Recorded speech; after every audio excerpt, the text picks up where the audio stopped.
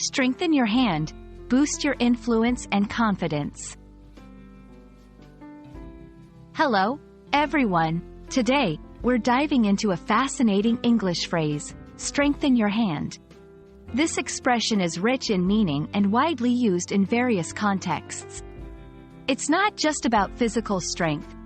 It's about power, influence, and improving your position in a situation. Let's explore how you can use this phrase to enhance your English communication. Strengthen your hand means to improve your position or increase your ability to influence a situation. This phrase can be used in both personal and professional contexts.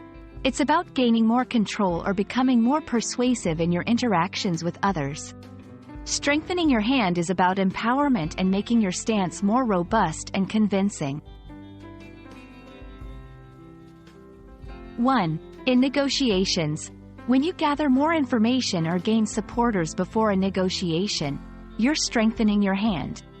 It means you're entering the negotiation with a better chance of achieving your goals. 2. In decision-making, having more options or resources can also be seen as strengthening your hand.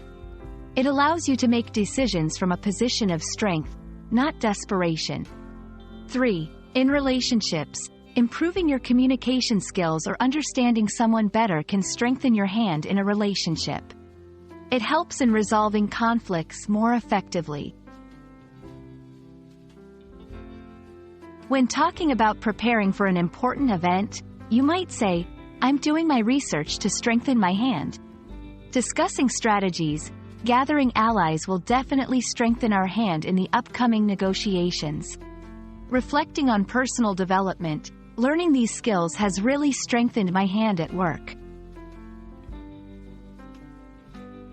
Understanding and using the phrase, strengthen your hand, can significantly enhance your English communication.